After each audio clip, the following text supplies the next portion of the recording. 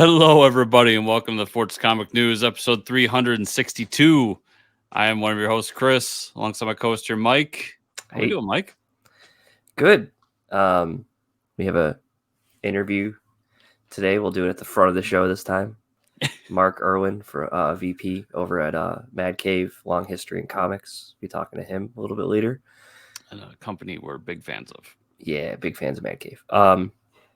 Yeah, it's always fun to get told to shut the fuck up before we record, to not tell all my stories, to have some content for the show, because, Chris and I always talk before the show, so before I could tell all my stories of going to PAX East this weekend, he was like, you know what, let's just record. Okay.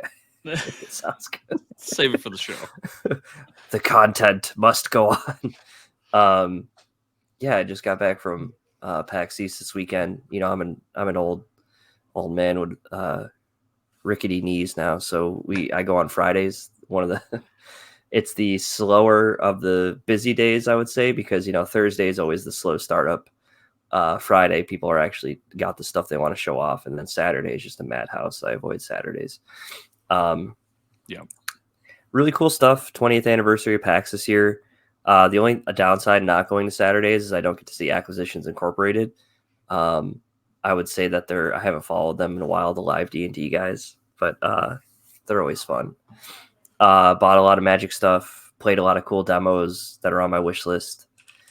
The big people don't go that much anymore, like, Sony, Microsoft.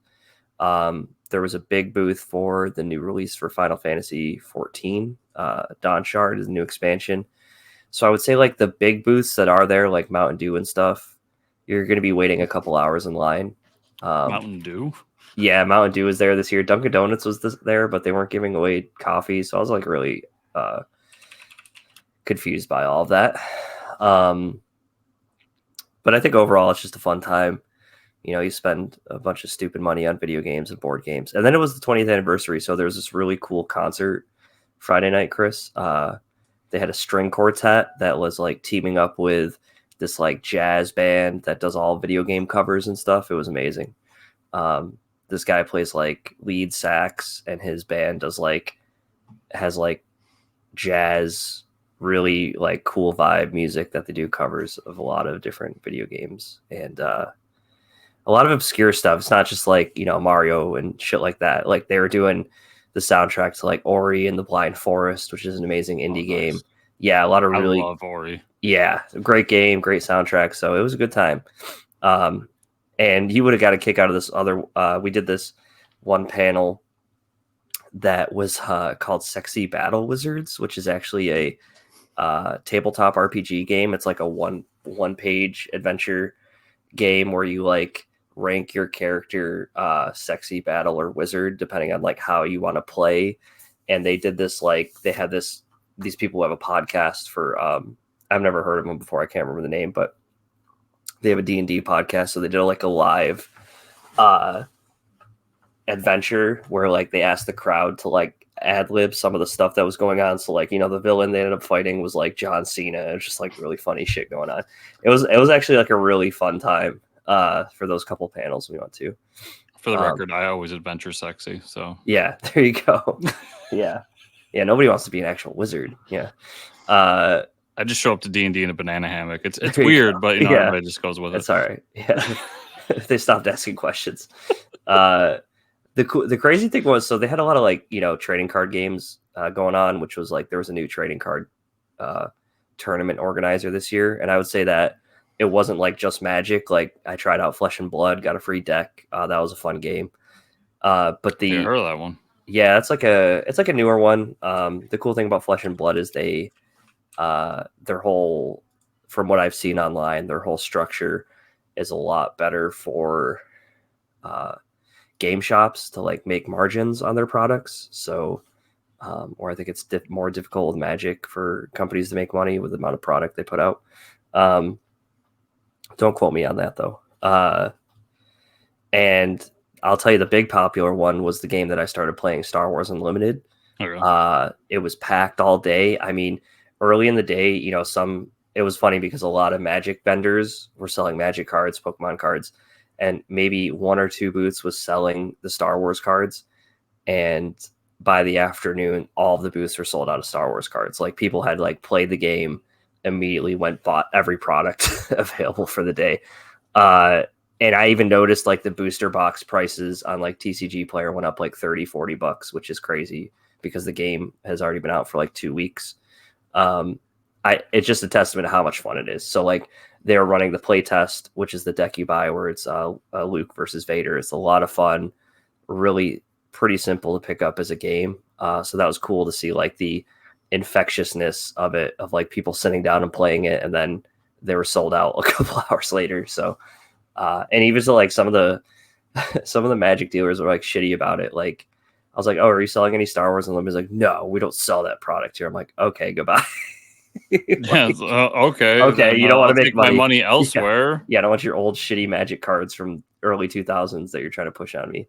Although I am a Magic player, everybody. So I love that because we see it in comic space all the time. Oh like, yeah, no, we don't sell that here. It's like we don't sell new Green Lantern. What do you mean? Could you be like? Could you not, please? Like, yeah, I literally came to your door asking to give you money for a product that you should carry.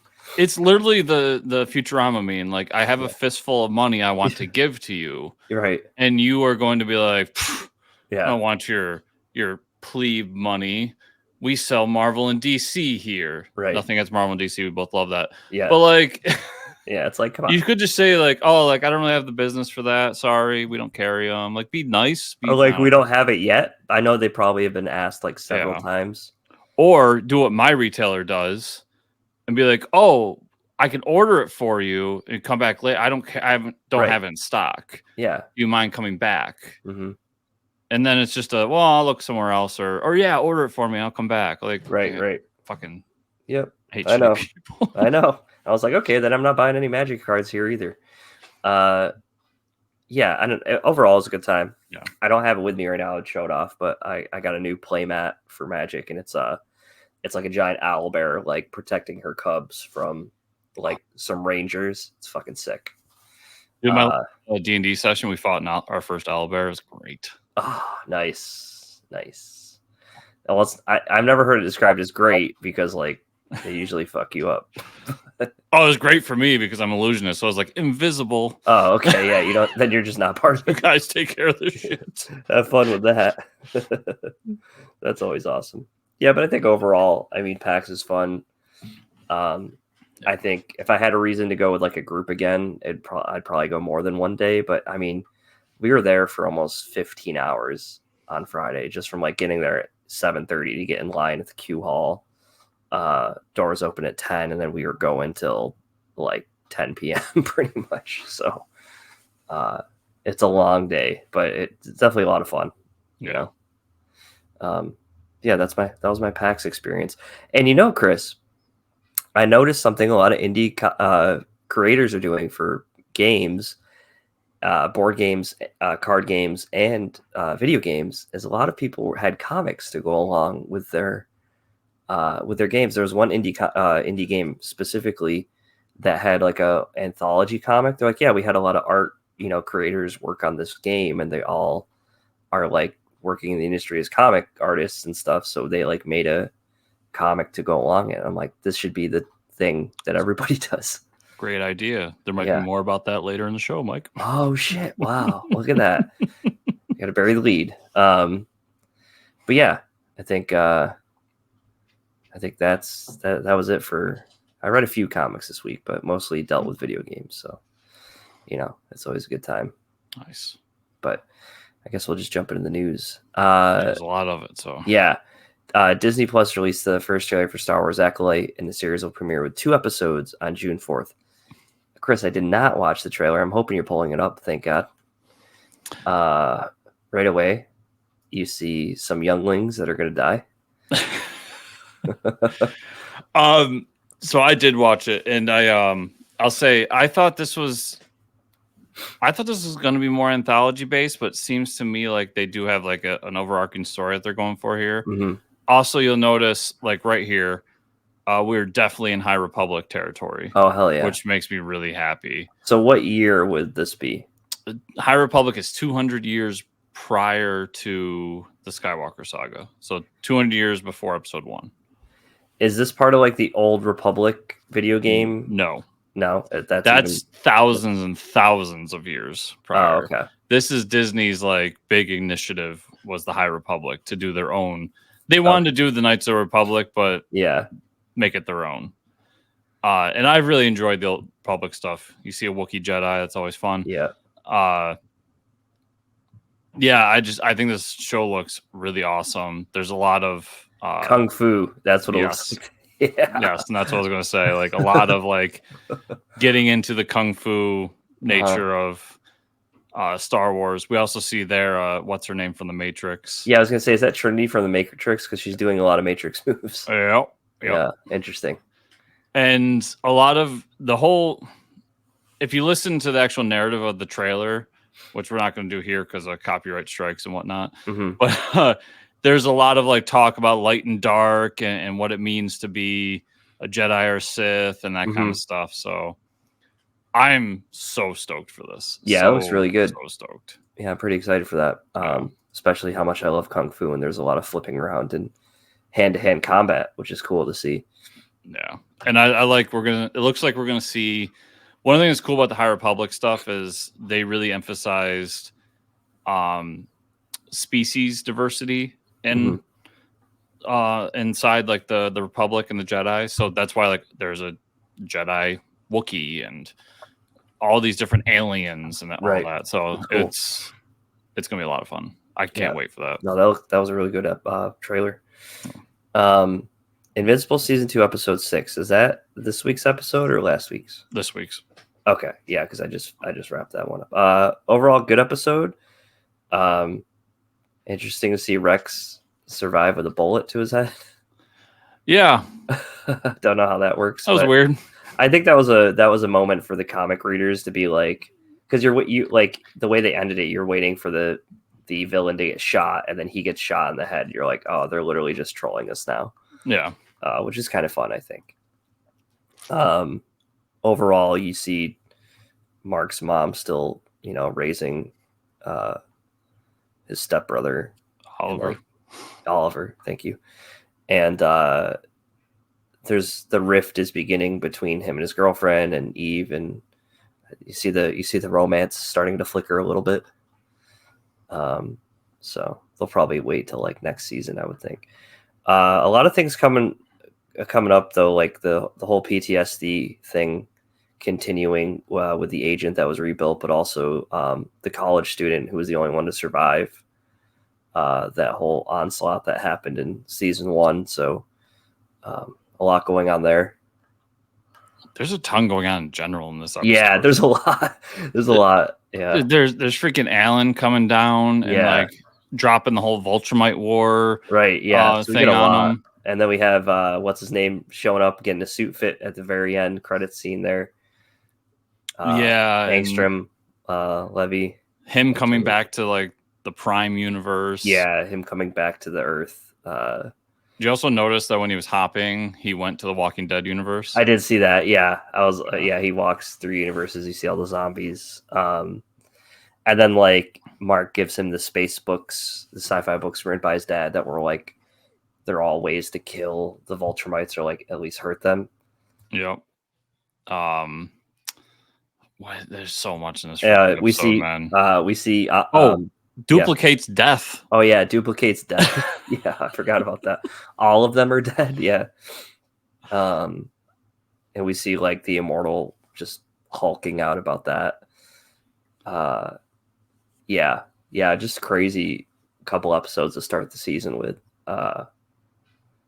It's great stuff. It's a really good episode. There's just so much. It's hard to like break down exactly what the episode is because we get a lot of Mark Hamill in this episode, which is great. Yeah, and there's so many moments that like just your emotions go up and down through this hour of cartoon. It's great. Oh, and the alien things are back. Yeah.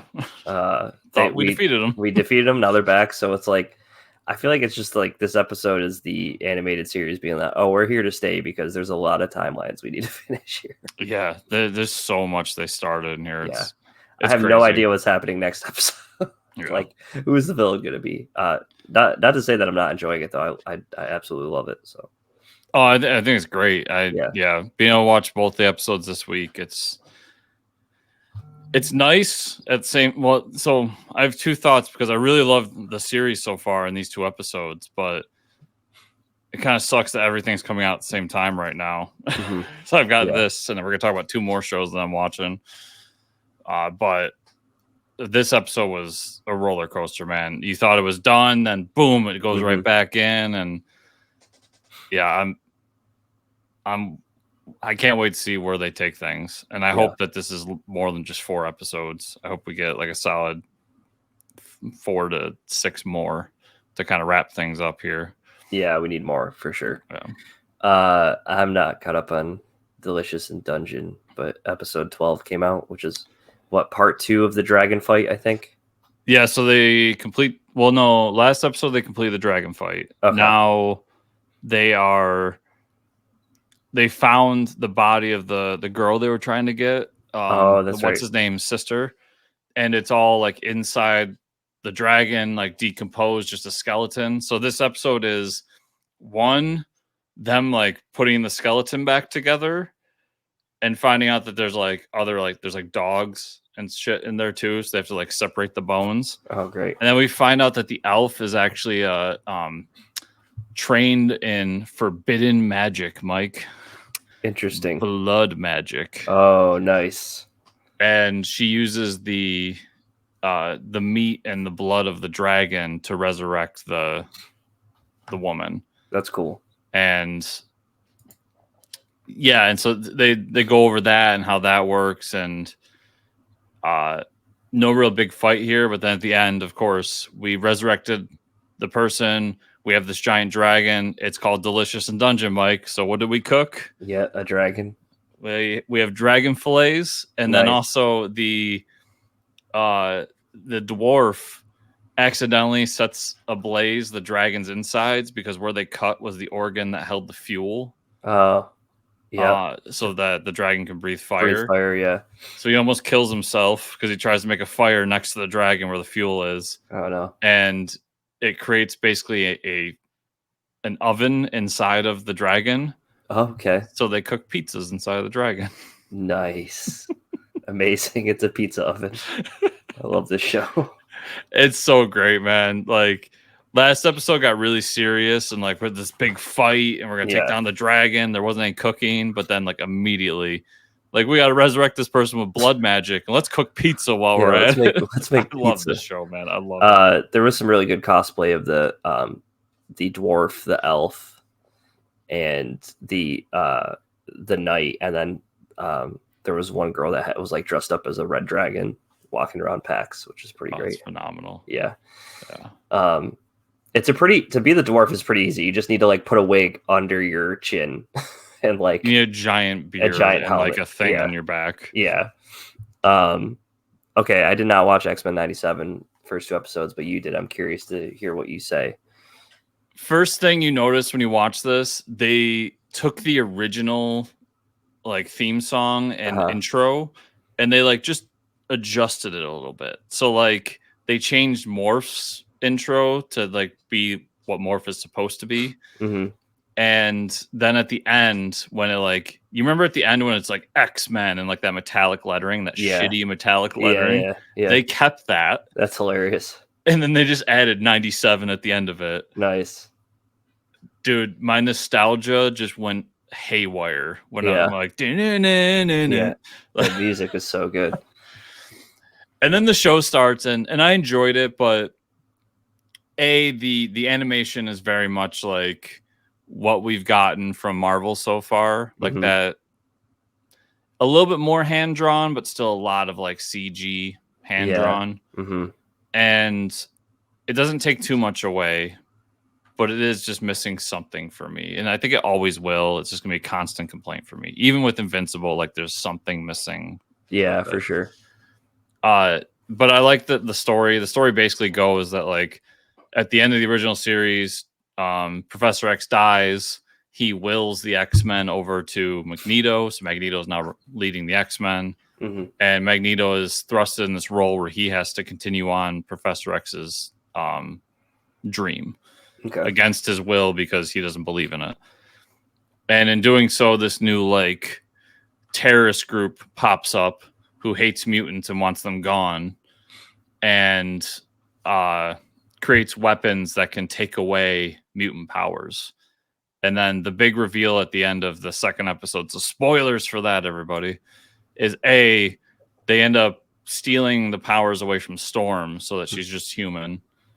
And then B, there's a second Jean Grey out there, and they're not sure who's the real Jean Grey. And it's made even weirder because Jean Grey and Cyclops just had a baby at the beginning of episode 2.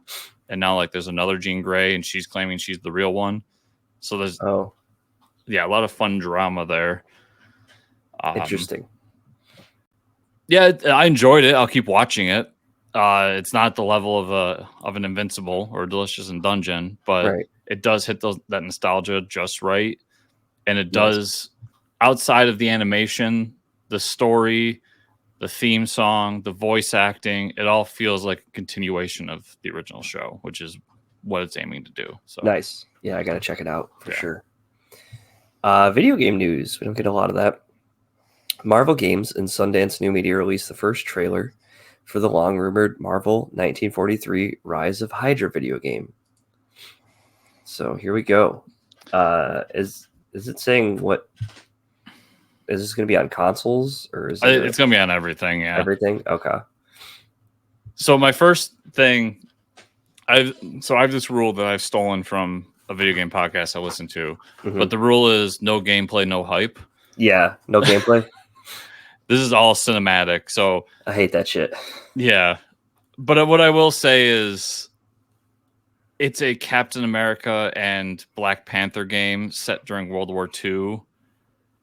They're really gonna have to fuck it up for me not to play this. Yeah, it looks pretty. I mean, I'm getting like Wolfenstein vibes. Yeah, and they set this up really as like Cap's there. This is not T'Challa; it's his father. Okay, and he's there, and they're both investigating Hydra and trying to figure out like what's going on. But then they're typical superhero stuff, like they have to fight. Then I'm assuming they're going to realize they're allies and all that stuff. I mean, the cinematic part of it is really good, but let's see how the gameplay looks. Yeah, I mean, these cinematic trailers are, I'm not going to say easy, but also easy to do. Right. When you start getting into... See, some of that looks like gameplay to me, but I can't tell. Yeah, maybe third person, I would think. It's got to be a third person action It game. almost looks like Gears of War style from the like over the shoulder they showed. Yeah. See, like him running there, that looks like gameplay to me. But like, I need to see what's the HUD look like. What's what's my moment to moment look like? What am I mashing? Which button am I mashing? Yeah, like And then here's the moment where like they confront each other.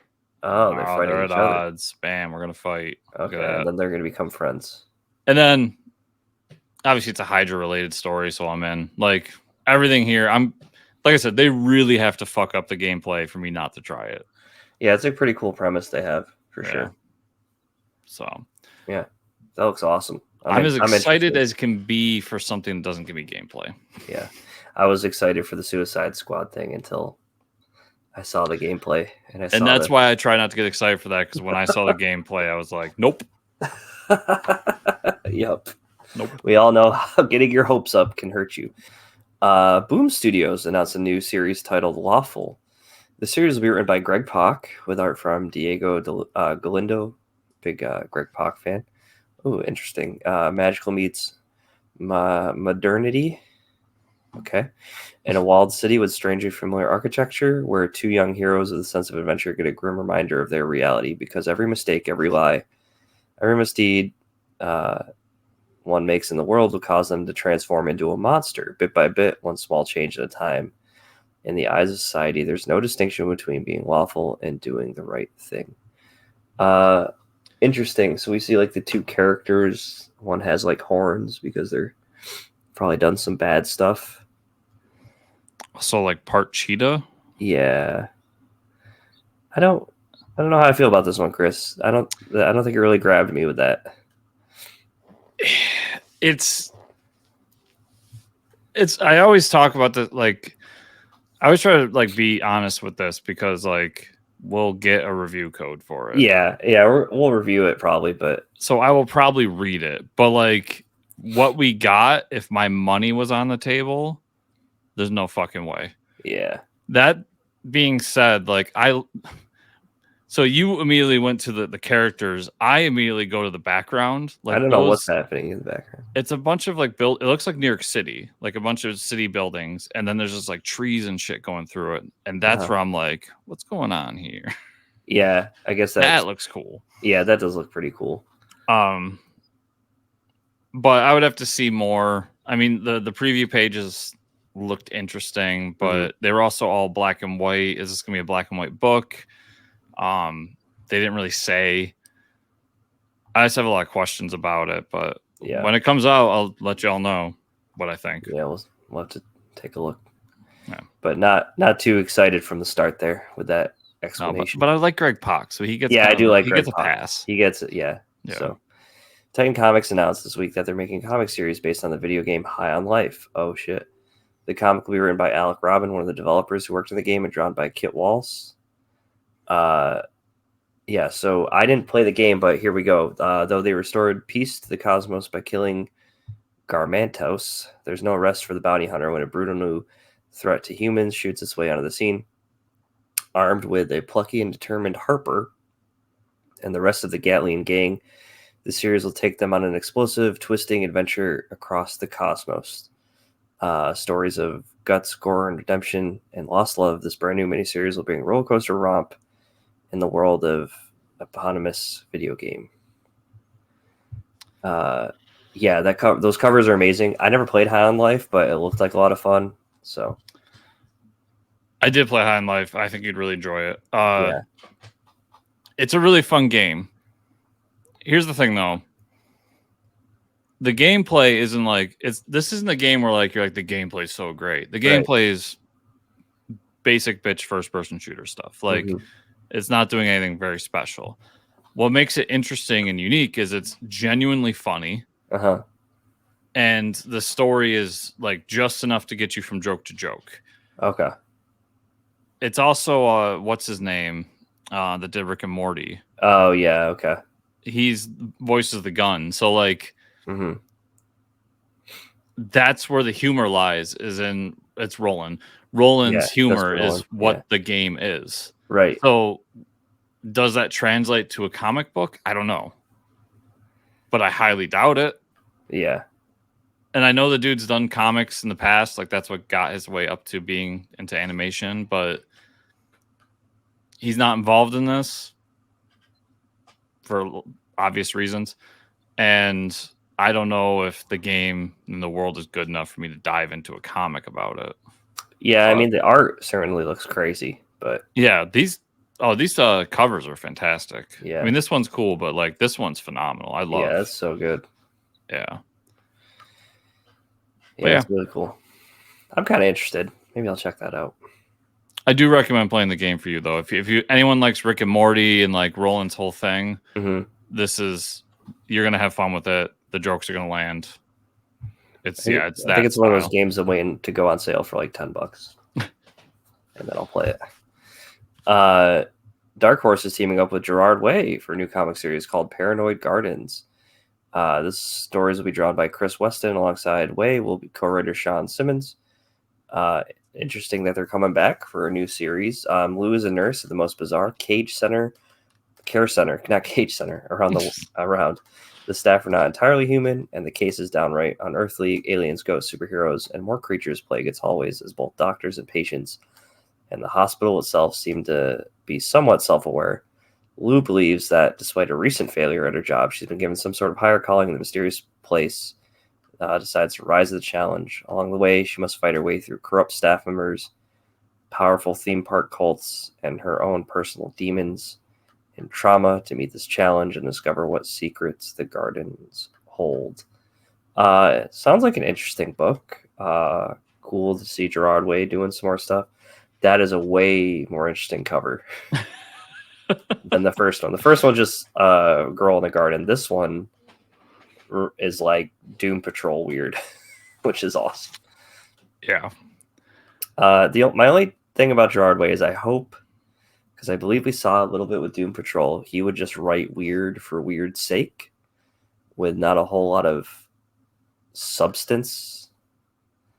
And I need like some good foundation. Like Umbrella Academy is amazing because I feel like it's a great complete story. I need something like, I need a solid story here, not something that's like crazy mindfuck or like, without any substance is what I'm kind of worried about.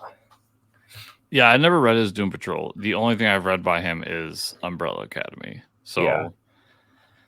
And Umbrella Academy is one of my favorite comics ever. Mm-hmm. So it's hard to like tear away. I mean, maybe he's a one-hit wonder. I don't know because I haven't read anything else he's done. But this sounds interesting. But I do get the feeling from the description, from this cover, from how it's being talked about, that it is weirdo horror. Mm-hmm. And I'm with you. Like, I got to see the substance of the story. Yeah.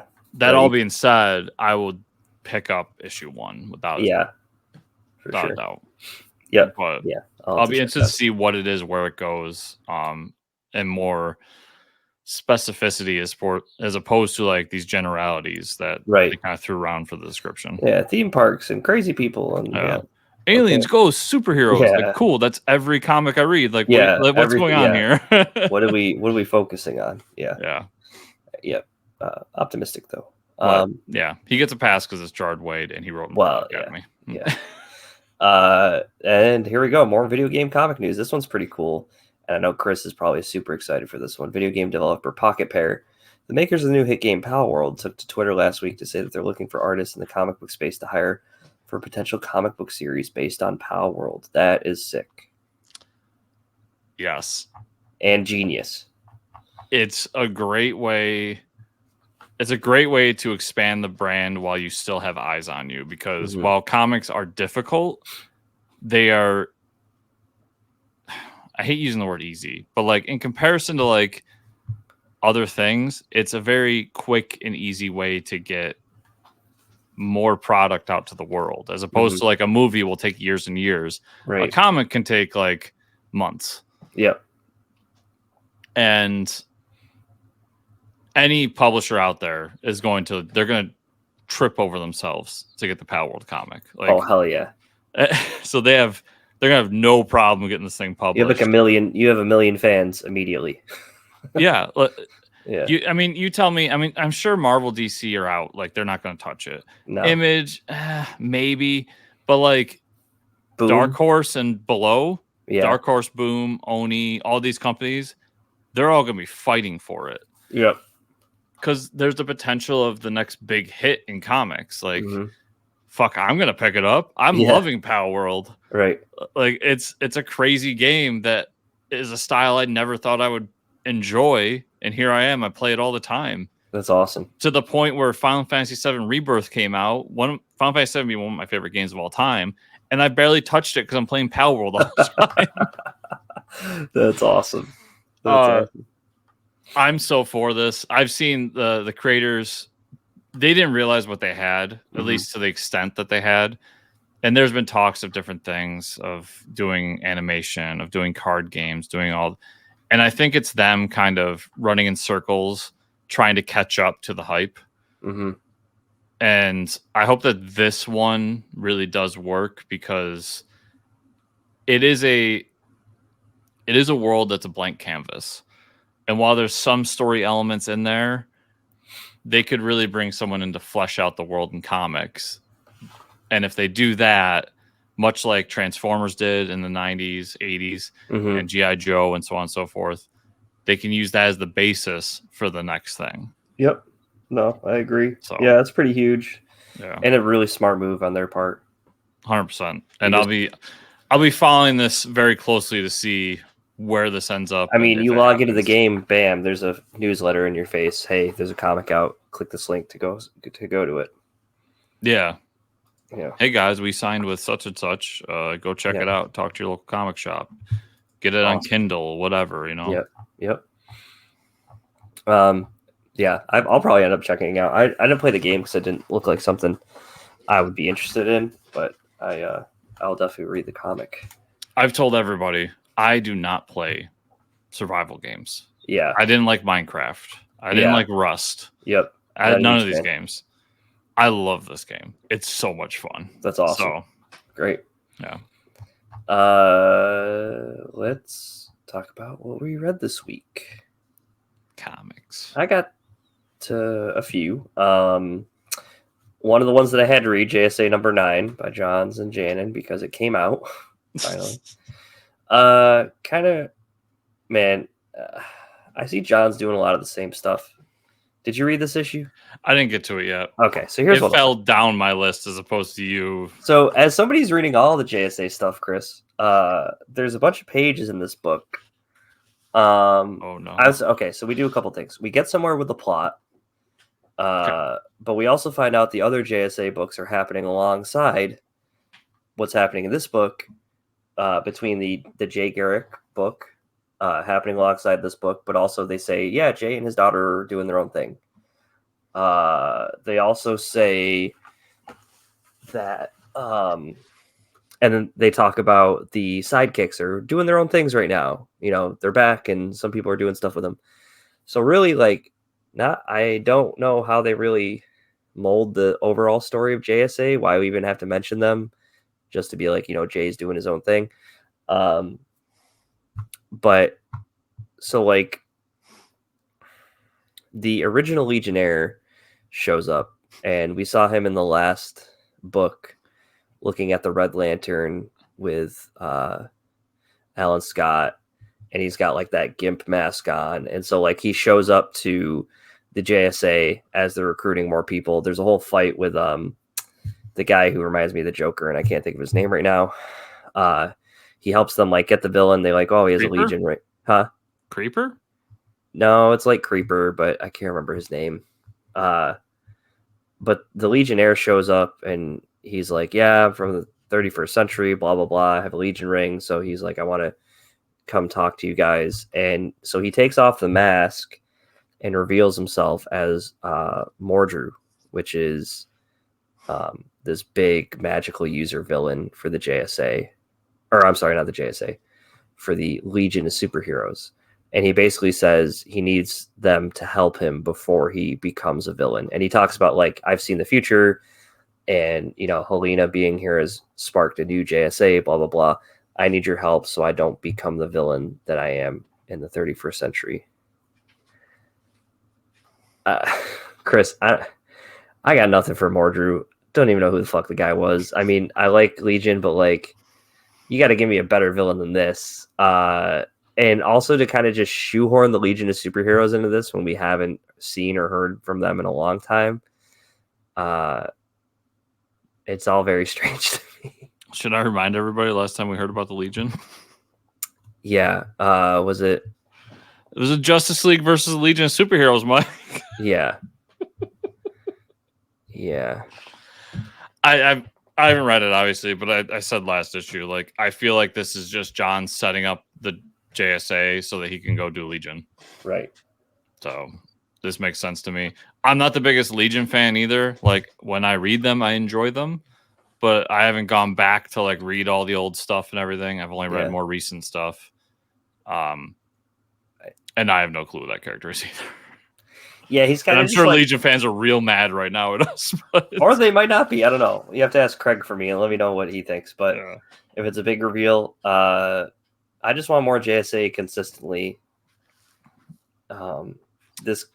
Hopefully this kicks off a good story arc with the JSA.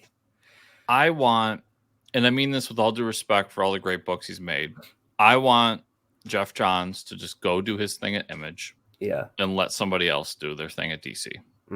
Because obviously he's not up to the task. Yeah, he's proven it through multiple books now. Right, that he just can't get them out. So like he needs to move on. It's just the way it is, everybody. I'm sorry. Unfortunate. Other good stuff I read this week, though. Justice League versus Godzilla versus King Kong, #6. Bucoletto and Duce on the art. Fantastic issue. Epic issue, as I put in my notes here. The Green Lanterns. This is like the Kaiju Overload Max, if you're a big fucking Kaiju fan. The Green Lanterns form together as parts of a mech suit. So, like, one Green Lantern's the arm. It's like a Megazord Green Lantern. Amazing. Batman has a giant mech suit. And they're like, how did you get a mech suit so quick? And he's like, science. And he has, like, Cyborg piloting one part and the Flash piloting another part with, like, the cosmic treadmill. Luthor has a Mecha Godzilla for a huge fight. Guy Gardner dies. He gets crushed by fucking Kong. He just like stomps his body. Oh Jesus. Superman wakes up and he doesn't like go to anybody's help. He goes to the bottom of the ocean to fight Godzilla because he's still chained up at the bottom of the ocean, and that's how the issue ends. He's just like, we're not done yet. Some unfinished business here. Yeah, and there's just so much fighting going on with these giant mechs and Green Lantern suits. It was fucking insane. This is what I wanted, so I'm glad we're here. This series has been a lot of fun. Yeah, the book's next on my list, but I didn't read it. Blade #9.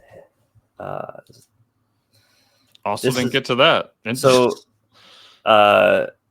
Blade still killing to find the Adana, and basically it sets it up to we're gonna finally have him fight her the next issue. It's like Adana's like, okay, we're gonna fight. Like, Doctor Strange knows about it. He was warned, so maybe he'll get involved because like Blade really shouldn't be fighting a deity like that, because it can like disrupt the order of things. I think is kind of what Doctor Strange is worried about. So he kind of hears the news about it. So that's kind of where the issue leaves off. He's fighting more people trying to find the Adana, and then the issue is like, okay, and then they're going to fight next issue. It's like, okay, so we'll see it next issue. World's Finest 25, Wade and Pugh. This I did read. Nice. This is a great issue, even though Joker's in it. This is like 60s Batman Joker though, so I'm okay with it. It was a lot of tongue-in-cheek humor. It almost felt like a Dragonfly book issue. Some years ago, you have a Luthor and Joker team up, and they like gets them into the magical caves of Shazam, where the like the Rock of Eternity is held and stuff. But it's great because like they have this tablet they need to read, and they're going to go insane, so they have the Joker read it because he's already insane. It's a foolproof plan. Yeah, so we get like a couple fun doors when they're in the magical caves. We see like dinosaur cops, and then we see Jonah Hex. So Jonah Hex thing made me happy. I know. I was like, wow, we were just talking the other week how we haven't seen Jonah Hex in a while. But then the prologue is the most important part here because that was a fun story. But then the imps show up at the end, and we get Batmite and Mixaplex. They go to Batman and Superman for help, and they're like, somebody is killing the imps, the fifth dimensional beings. So we're getting that next issue, and I cannot wait. Yeah, I knew that you were not happy with the fact that Joker showed up in this, but like I can't remember if we talked about it on air, off air, or whatever. Yeah. But like my whole thing was just it's the 25th issue. Of course, they're gonna do Joker and Lex Luthor. Like that was 100% brought down by management. Be like, oh yeah, you're doing this. Yeah. That being said, I thought he did a fun job with it, like tying it into Shazam, which is another book Mark Waid's writing. Mm-hmm. Just everything there, their interaction, why they're teaming up, how it happened. I thought it was a great issue personally. Yeah. And yeah, the epilogue was great, but also the fact that this wasn't just a one done story. Like they say at the end, like will be continued. So we will get back to at least what Lex is doing. I don't know if we'll get a team up with Joker again, but like Lex has some plan that he's working on trying to figure this out. But I am really excited to get to the imps. Like next issue is gonna be big. I'm excited. Yeah, it was overall. I think it was a great issue. Yeah, I loved it. That's all I got to this week. Let's see. So I'll start with Kickstarter books. It's funny. I read these this week, and I was thinking about, I was like, these are both people that we interviewed for these books on the show, but I would have backed him either way. So Spillblood, number 1. Nice. John Hedrick. I like it. I think this actually is one of the examples where it would have benefited from not being a one shot and being a series. Okay. Because the whole premise is that he doesn't really say what it is, but you get the idea it's some sort of demon that's come back from hell, presumably, but is trying to erase sin from the world.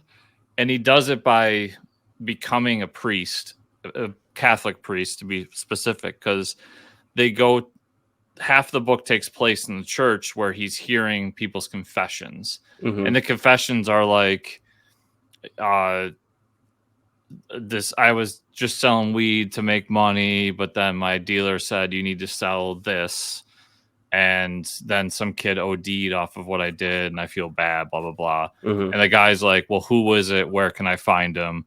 And then it's the next scene is him just like mowing them down and like doing all this shit.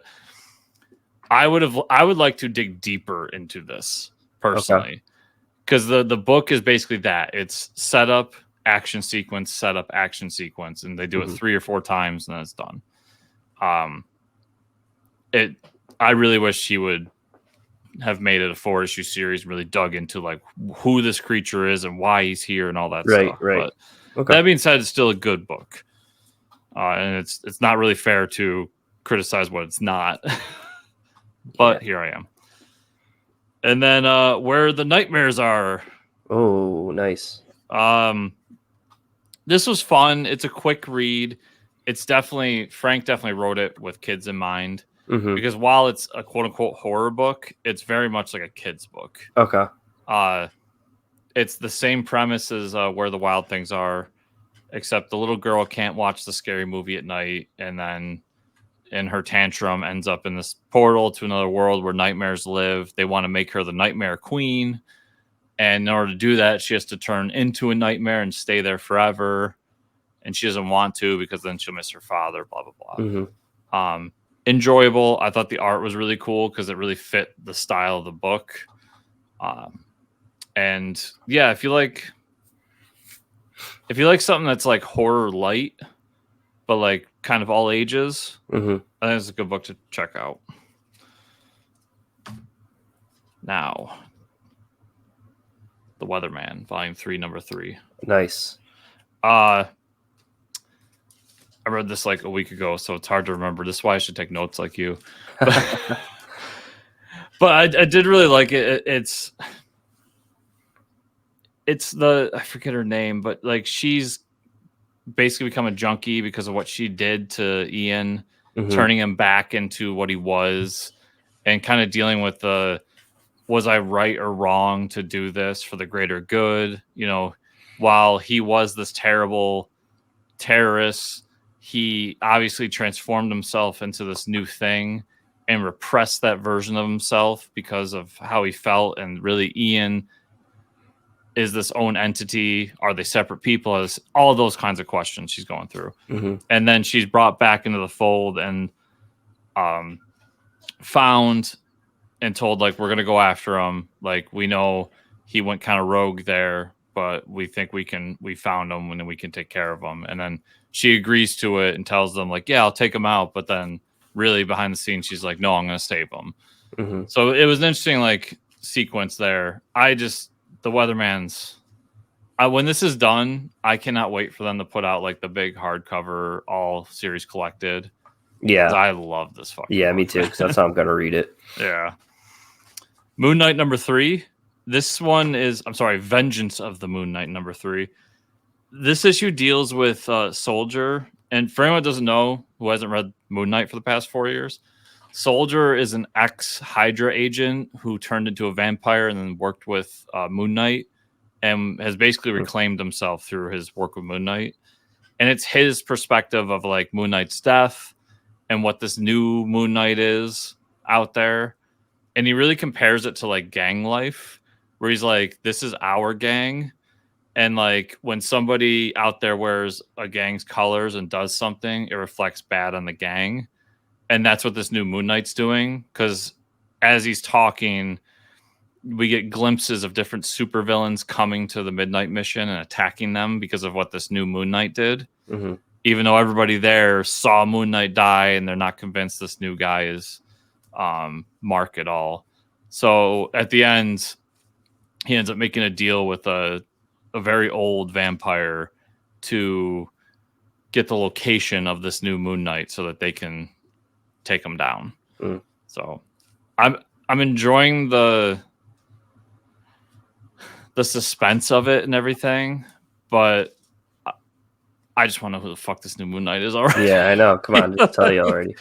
I think in the next 2 issues we'll definitely get that answer. But it's been interesting to see kind of each issue's been a different character in the Midnight Mission, mm-hmm.